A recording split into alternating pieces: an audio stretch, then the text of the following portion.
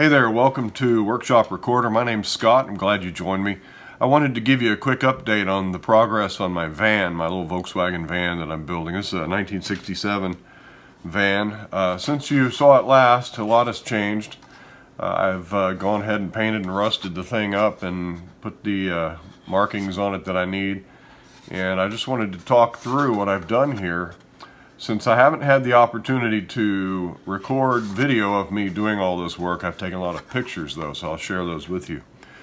Yeah, so what I'm doing is I'm making a very basic kit into something a little bit better and doing a whole lot of rust and denting and in this light. I'm inside because it's cold outside and I have a cold, so all those dents you saw in the previous video, like that one right there, and those on the roof, you can see that as severe as they might have looked in that blue plastic, once you get some paint on there, they kind of disappear, especially under all this rust. And so you can see that dent there on the side. It's kind of disappears when you look at it side on. But anyway, what I've done is I primed this in Mr. Primer Surfacer, thinned with what is MLT, the Mr. Leveling Thinner. That stuff's pretty good stuff, and it gives almost a velvet smooth finish to the surface. Always prime your kits. I know a lot of people say, well, primer hides detail, and not if you use primer properly. What it does is it allows you to mask and to do a lot of work on your model without peeling paint up. But basically what I did is I laid down my primer, and then I went and put this rust color on the top. This rust color is made of several different MRP colors. I used dark wood, which is usually reserved for World War I interiors. Dark wood, dark rust, and some light earth brown. And I went in here and put down the dark earth first over the entire kit. And then using the salt chipping method, I put salt over especially over the top.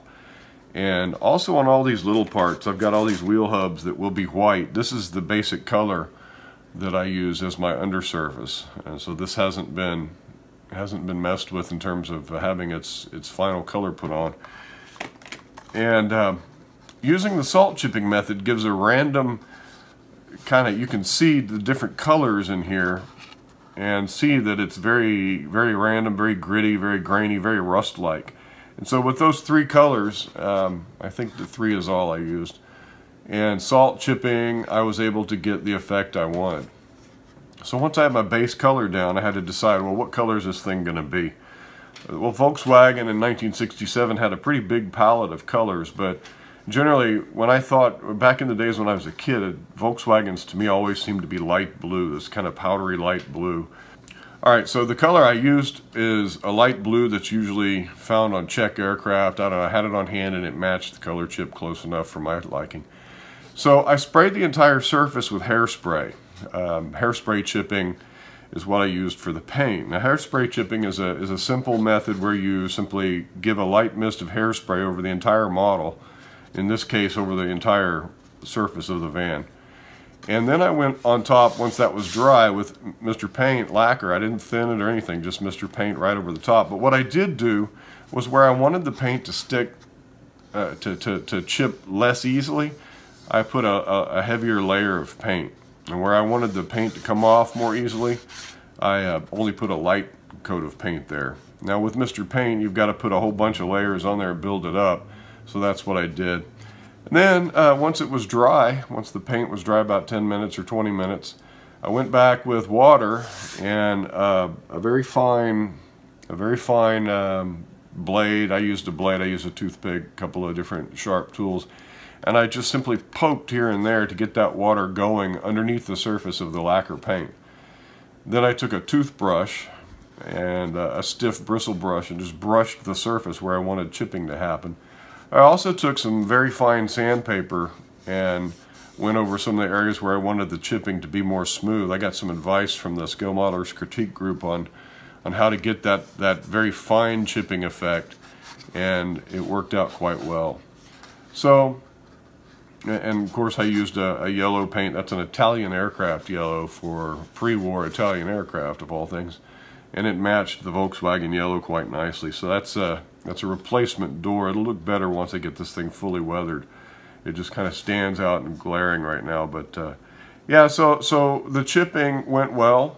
I think it's a little, you know, that's quite a rust bucket. What I should have done is I should have put the logos on before I chipped everything.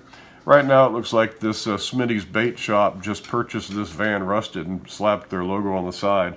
Well, that's a story I got to go with now. I'll do some weathering of the logo as much as I can when I get to my oil weathering. But yeah, I should have put that on there before chipping. But about this logo, yeah, so you can do all kinds of things with printing out your own masks. What I did, Smitty's Bait Shop is a place down on Galveston Island. It's a bait shop my sons and I always go to. And we've got a long kind of mythology built up around Smitty's Bait Shop that we enjoy singing songs about. And anyway, they would not know any of this, but Smitty's Bait Shop is a kind of a funny place in our family. And so I thought, well, Smitty's Bait Shop needs a delivery van. They need to deliver live shrimp and bait to the piers and to the beach and all that. So Smitty's Bait. So I found a suitable font, one that was going to give the period look that I wanted, you know, late 70s, early 80s. One that was also going to be easy to cut. I didn't want to have to cut out some difficult font. And so all I did was print this out at the right size, and I cut the mask with an X-Acto blade. And yeah, that's all I needed to do. I used a very, very light mist, I mean super light mist of spray mount, which is a spray glue, and just barely passed it over the back of the paper. And then I glued that paper down to my cutting mat several times before I cut, and made sure that it wasn't going to pull the paint up, just enough to get the mask to stick to the surface. And I didn't need it to stick long, just long enough to get some paint on there. I put the mask on and masked off the area around it, sprayed my colors, and there you go. So that's how you get a nice masked paint job on there. No decal film, no nothing. It's smooth as can be. So that's the progress. What I'm doing now, I created the dashboard using some found parts. This grill right here is I found some Venetian blinds, and in-scale Venetian blinds from my old railroading days. And I use those to create the grill that goes in the dashboard. Now the problem with that is they stand proud of the dashboard when they're really supposed to be holes. But hey, you know, you use what you got, and I'm not going to be cutting out little bits and pieces of this dashboard. You're not going to see all that. So it just gives the impression of a grill in there, and I think it does fine. I replaced the grab handle, which was just a solid piece of plastic with some wire there. And then I cut away the bottom portion of the dashboard and installed this shelf underneath. There is a shelf that goes underneath this dashboard, and that's going to help it look more prototypical as well. I built a new radio, put a radio on there, put this little cap over what I assume might be even an ashtray. I don't know. I've never really looked, but it has a lid on there that looks kind of like that, so that's what I did. So this will go in. It's not. It's only scratched up and weathered down here where people would have been putting their feet up on there and wear years of wear. But up here on the top, it's relatively clean. You know, you got to think through your weathering like that. I've also created these vinyl. They're plastic, but they're supposed to be like vinyl or rubber mats that go inside the cab of the van, and those will be installed as well.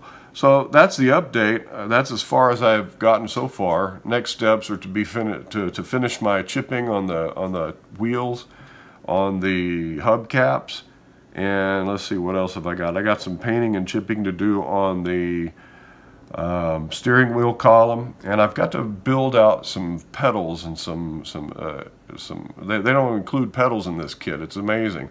And though they give you a gear shift, they don't give you the other big shift, the other big, I don't even know what it is. I've never driven one of these, but there's another prominent handle sticking up off the floor. They don't give you that one either. The holes are there for all these things, but they don't give you the kit parts, and so I've got to craft those.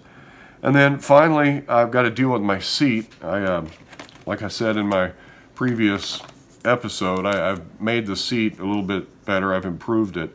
This was the color I was intending to go with, this kind of Naugahyde vinyl white fake leather seat.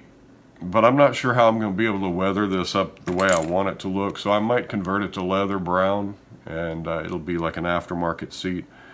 Because I know how to weather and paint leather. I don't really know how to do light colored vinyls that well, although it's probably the same. I'll give it a shot. If it doesn't work out, you'll find out. So that's where I stand.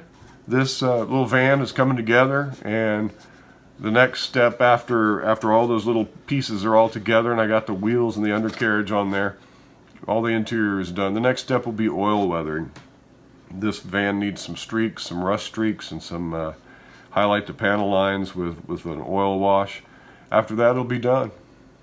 I'm also going to add some figures to this this kit. I'm going to do a little vignette with some figures, and so I've ordered some figures from Reed Oak, and hopefully I can learn how to paint those quite well also. But you'll be along for that ride if you want to. Thanks for joining me. Please subscribe to our channel and like our videos. Please comment. Let us know what we're doing wrong. Let me know how I can improve. And I'll see you next time. Take care. Bye-bye.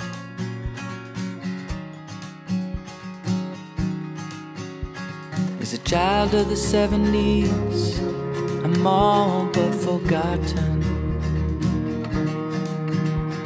and I just wanna get through this. They say